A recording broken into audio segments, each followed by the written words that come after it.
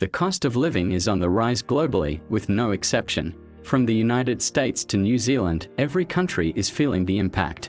In January, the Consumer Price Index in the United States soared by 7.5% year-over-year, the highest it has been since the 1980s. By the end of the year, prices in the United Kingdom had increased by 5.4%, and in the Eurozone, the 19 countries using the euro, it reached an alarming 5.1%. This week, officials have warned that 1 in 10 families are facing financial turmoil this month. For all but the wealthiest households, there are hidden costs at the checkout, in bills, and at the doorstep.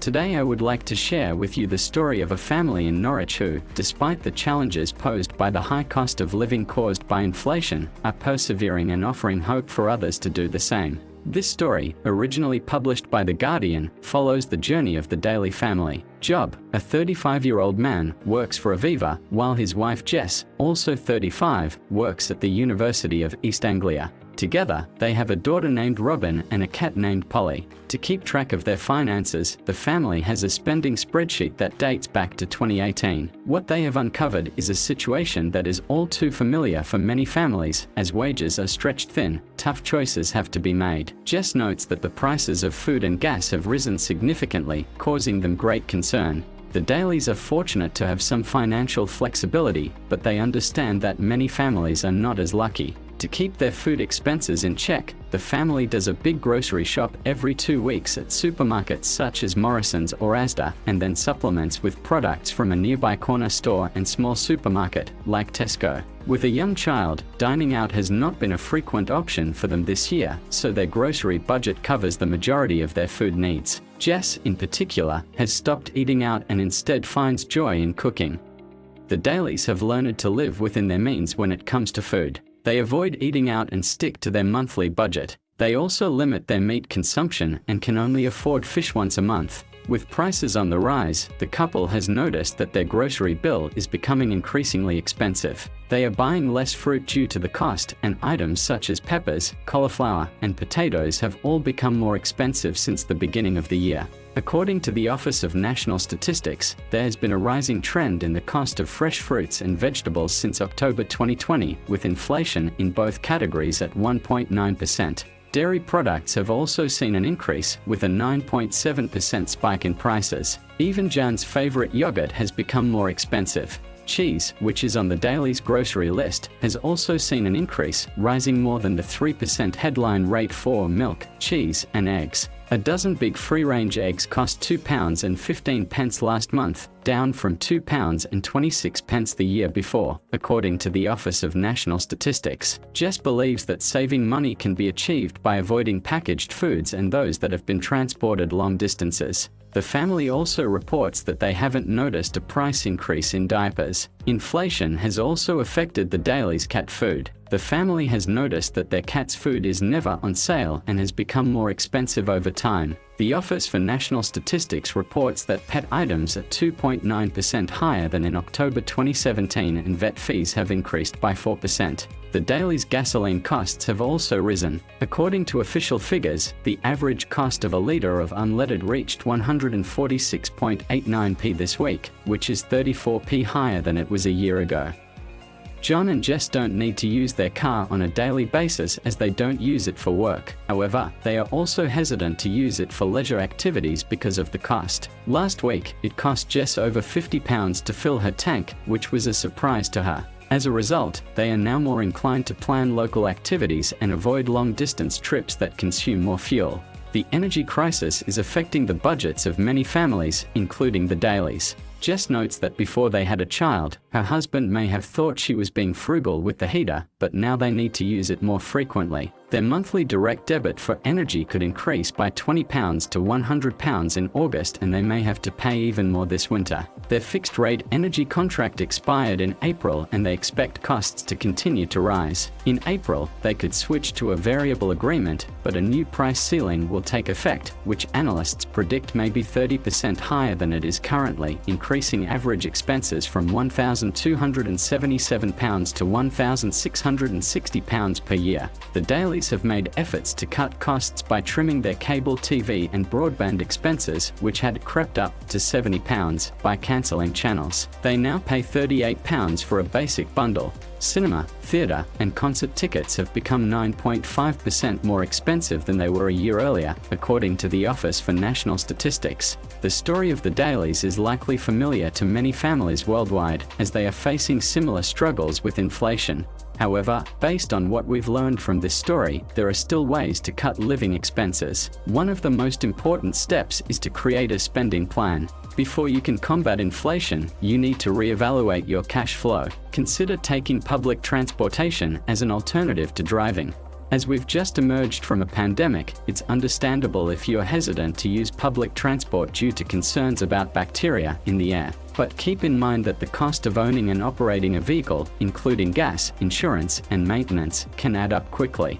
Another important step in managing your finances is to pay off all credit card debt in full. Credit card debt can be costly, with interest rates averaging between 16 and 18% in the United States, according to Forbes. By paying off your credit card debt, you can avoid having to pay a large penalty when interest rates rise.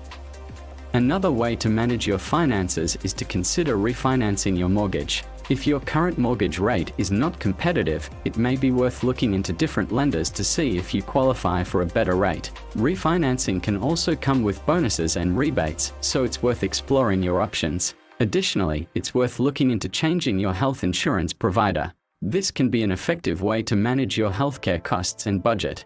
Another way to manage your finances is to consider changing your cell phone provider. By switching to a competitor's service, you may be able to save hundreds of dollars a year on your cell phone bill. An additional tip for managing your finances and reducing expenses is to consider investing in solar power.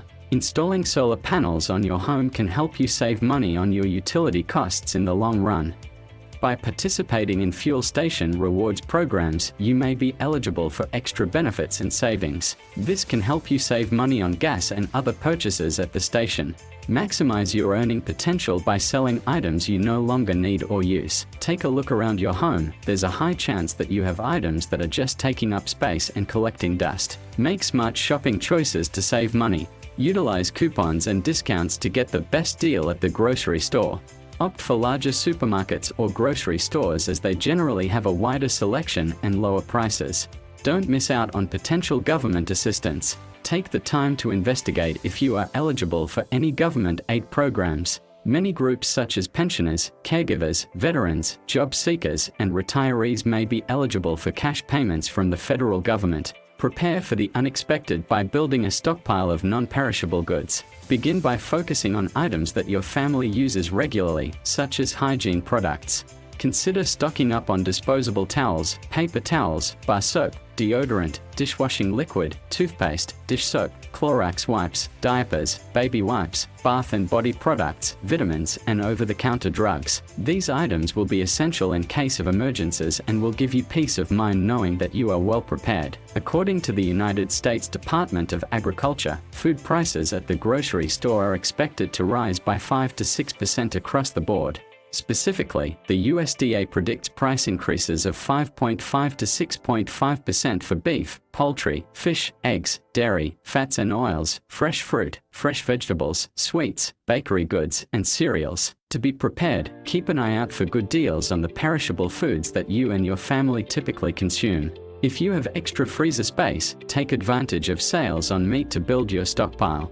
When it comes to canned foods and other packaged goods, make sure to buy only what you can use before they expire. To prepare for potential food inflation, consider stocking up on items such as peanut butter, a great source of protein, pasta, canned tomatoes, baking supplies like flour, sugar, and yeast, oils for cooking, preserved fruits and vegetables, and applesauce. When it comes to life insurance, it can be confusing to navigate the options available. As someone who is not an expert in this field, I am often surprised by how many people opt for whole life insurance instead of term life insurance. One of the biggest differences between the two is cost. According to NerdWallet, a 30-year term life policy has an average yearly cost that is more than 10 times less than a $500,000 whole life policy. In my opinion, it makes more sense to opt for a term life insurance policy and use the money saved to invest in other options. It's important to understand the difference between wants and needs. One of my biggest pet peeves is when people claim they need something when they simply want it. For example, I enjoy buying tools as a hobby, but no matter how much I want a certain tool, it will never truly be a necessity. On the other hand, there are things that I truly need in order to function and take care of my family. I need to buy gas for my car to get to work, and I need to stock up on food to ensure that my family is well fed and well cared for. Basic necessities such as rent, electricity, and insurance are also important and necessary expenses. Anything beyond that can be considered a luxury or a want. So, take the first step today and start cutting back on your spending. Thank you for watching, and I hope you have a great day.